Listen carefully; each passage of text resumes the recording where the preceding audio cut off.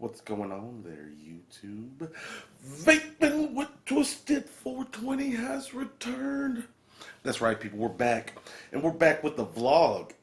What's the subject of this vlog, you might ask? Well, I'll tell you.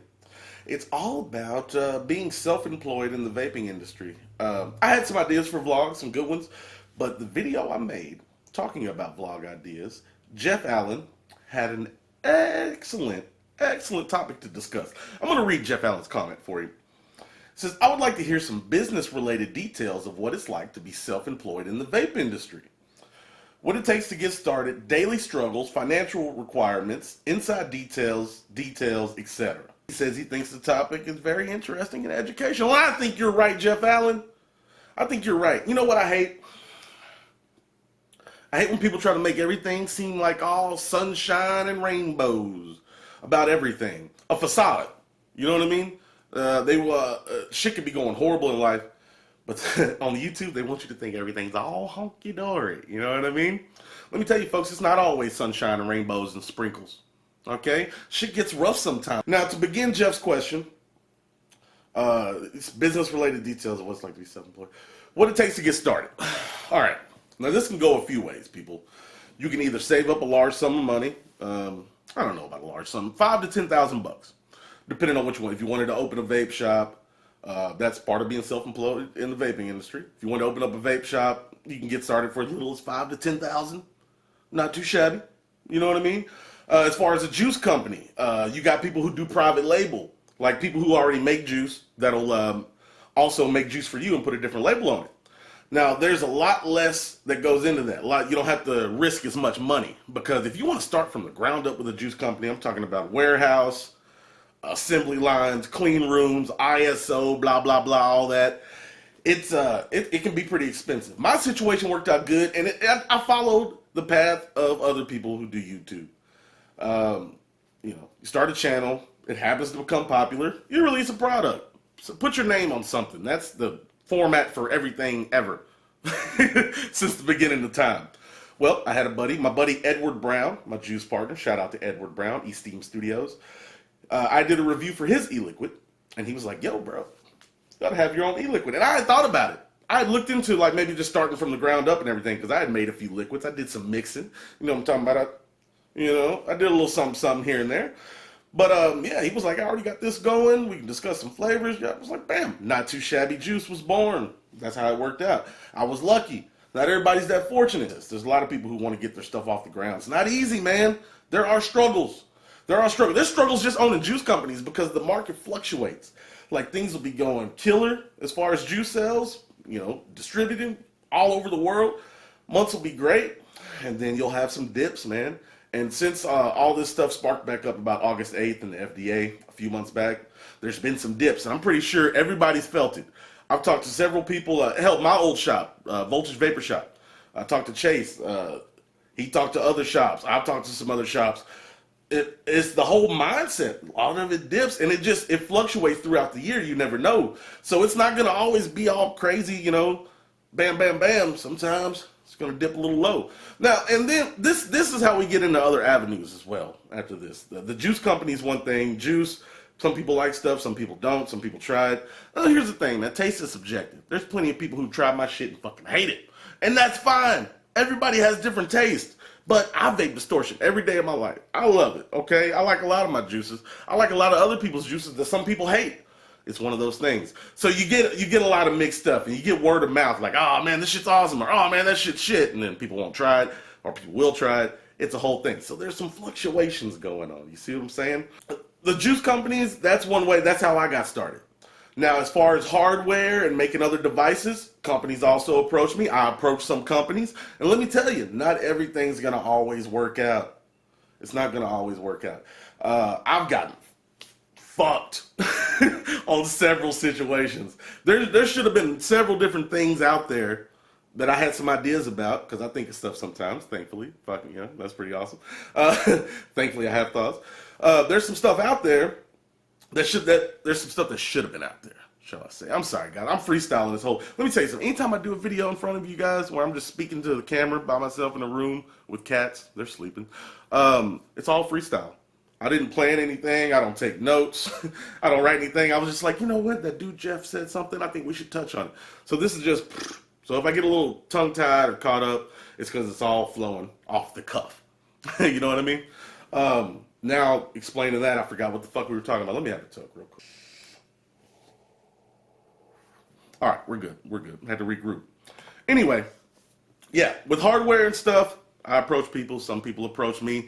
And here's the thing I was always told. Closed mouths don't get fed. If you want to try something, you got to go out there and go for it. Now, there's also other ways besides e-liquid and hardware to make money. Now, there's good ways, morally good ways, and morally bad ways. And I'm going to keep it 100 with you people. Is that what the kids say, 100? Can I say that? All right. I'm going to keep it 100. I feel personally, I have not fucked off my morals in any form or fashion since starting this whole vaping YouTube thing and going forward. Now, I've been approached with some shit, and there's different ways people do some different things, and I'm going to talk about some stuff that people may not want out there. I'm gonna talk about a couple of things. Just give me a second. Now, some people do consulting. All right. Now, consulting for a company is telling them, hey, maybe change this. People are liking this. Kind of get them going in the right direction. You can make money doing that. Another thing is some companies approach you. A lot of Chinese manufacturers, they approach you and they're like, hey, how much money does it cost to do a review for us? And right off the bat, I've never fucked with that. It's just too shady. It's just too shady. It's like, no, I don't want to get paid to do the review. Some companies will also pay you to bump their device up in the queue if they want to see it reviewed sooner. I've heard all kinds of crazy claims about different people. I'm not going to even go into it. I'm steering clear of all that shit. But people getting offered like $5,000 to bump up a product. That's crazy. And I can see how a lot of people would go for it. But no, nobody's ever offered me fucking $5,000 to move something up. I probably would have fucking done it. No, I'm just playing. I don't know. I might have though.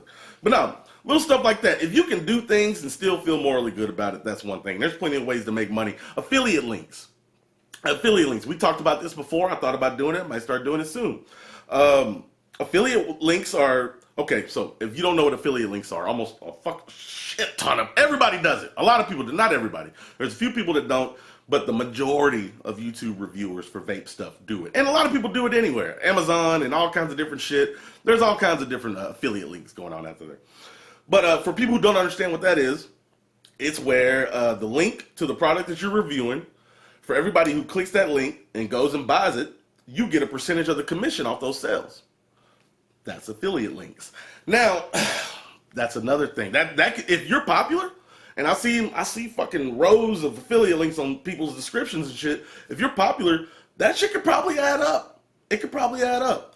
But it's another one of those things. And then I think it also comes down to you being real about yourself. Like, if you drop that affiliate link, is it gonna, do you know to yourself, is it gonna persuade you to make a more positive review? That comes down to you, you know what I mean? Everybody's raised different, everybody's got different ideals, everybody's got different opinions. But it's another one of those gray areas. But once again, we're talking about how to make money being self-employed in the vaping industry. Now, let's take a break for a second talking about this stuff. I'm going to show you a couple of things I'm vaping on currently. RX200S with the Heracles Pro. We got this. I got to get a review up on. It's awesome. I got to do this real quick.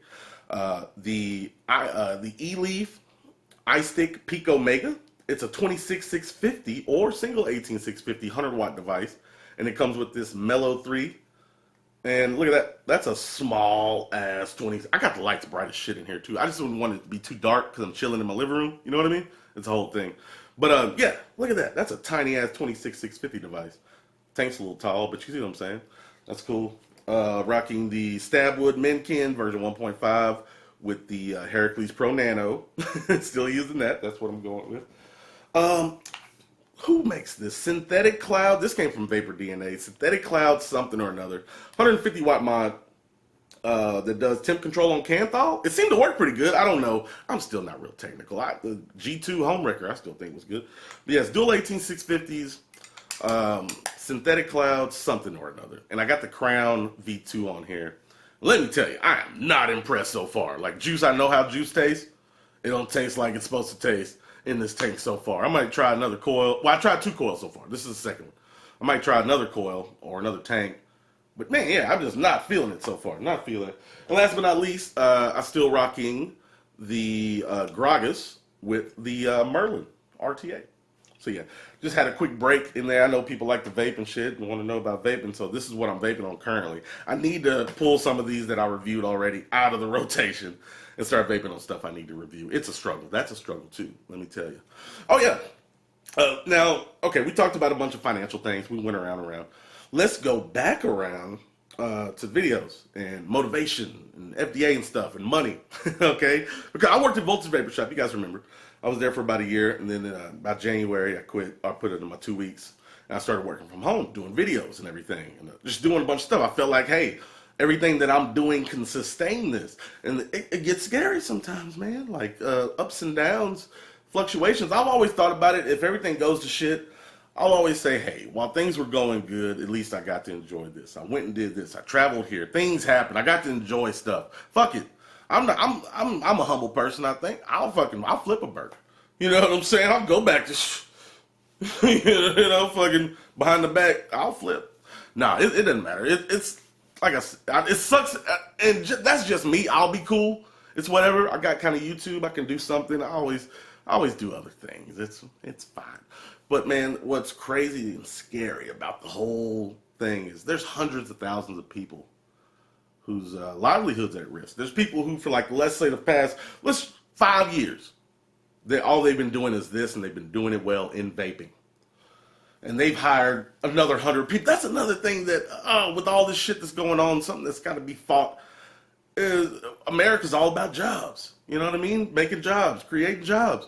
Well, fuck, if you just destroy all of them while simultaneously potentially killing millions of people, that's just no bueno, man. That's not, muy malo. Muy malo. I don't like it. I just something I thought about. But like I said, I'll be cool.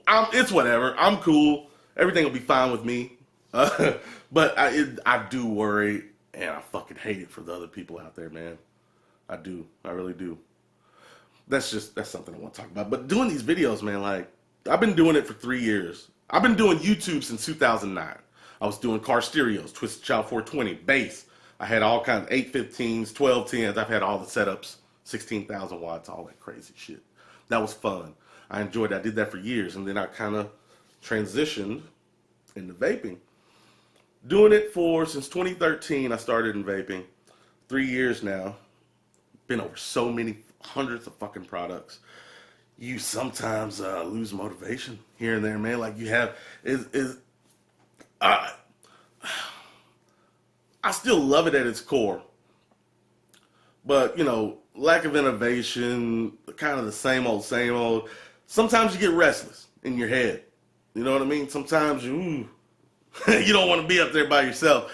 And you just don't want to fuck with nothing, man. You just don't want to fuck with nothing. But it's, I don't know, it's difficult to explain. It gets hard sometimes. And I'm like, I don't want to sound like some whiny bitch. Like, oh, I got it so bad, I got to make YouTube videos. But maybe everybody's not wired like me. Maybe a lot of people have clearer brains than mine. But I don't know. It gets hard to keep going. And some of the people, the viewers, you guys motivate me when I see those kick-ass messages. I read all of them. I don't get a chance to reply to all of them, but I see some great messages. And I get a lot of hating-ass messages. I just disregard that. But for the good ones, you guys are the ones that keep me going. When I read that shit, and I kind of get a sense of purpose and get some drive going, that gets me going. And that's not related to the financial side of vaping or being self-employed. But I just wanted to kind of let you guys know that. Just kind of give you, and I really didn't explain shit with that whole statement because I'm not good at words. But some of you will understand. You know what I mean? Some of you understand. It's cool. But yeah, that's just, I'm trying to think. I think that's, I covered a lot of the financial things about vaping and being self-employed in it and doing it and keeping the cash flow going, keeping the ideas going, trying to stay consistent. That's pretty much the gist of things, just to give you an idea of what it's like behind the curtains, behind the fucking camera. That's what it's like behind the camera. It's not always, that's something I want you to know. It's not always fucking puppy dogs and sunshine. That's all I'm saying. It's like there's layers to this shit, and there's people who go through struggles and worry and financials and wives and kids and It gets crazy. I know it's weird talking about this on the cusp of things that are happening, but I'm optimistic. I'm an Aries. We're pretty optimistic people. I believe that things are going to work out for the best, as they should. Or there's going to be a lot of ruckus made about it. I can assure you that. I'll help with the ruckus. We'll figure something out. Just buck the system. Fucking buck the system. Anyway, coming up, we're going to do some reviews. I definitely want to get this little fucker up pretty soon. Me and Joel is going to do a sit-down interview with me coming up this week. So that should be fun. He has some questions he wants to ask. That should be interesting, to say the least. And he's going to help me shoot the video on the Audi. We're going to talk about the Audi, finally, do a video about it. And I'm going to keep it real about that. There's fucking everything ain't sweet about having a bad car. There's some fucking troubles that come with that shit. But yeah, we got some stuff coming up. I'm going to try to get some stuff. Oh yeah, this fucking sucked. My Galaxy S7 Edge. I went walking. I've been walking like 3 or 4 miles every morning. Trying to get healthy and shit, lifting weights. It's cool. Anyway, I was playing Pokemon Go. Fucking killing it. Had a lure. Or not a lure. Had an incense going. A lucky egg. I was killing it. And for some reason, my hand just fucking... It just went limp. It just dropped that motherfucker face down. Bam. That sucks donkey dick. And it wouldn't be so bad if it still worked, but like it's non-functional. Oh, you see the flat? Yeah, it's fucked. But I got another phone that'll be here today, hopefully, and I'll try to make it for the time being. So I just thought I'd mention that. I've been trying to get healthy, y'all, and I broke my phone, so fuck me, right? But anyway, folks, really, that's what I got for you. So with that being said, thank you for watching. I truly do appreciate it. Remember, doesn't matter what the fuck you're vaping on, as long as you're not on them stinkies. And last but not least, you stay sexy, YouTube. Me in this video, all around.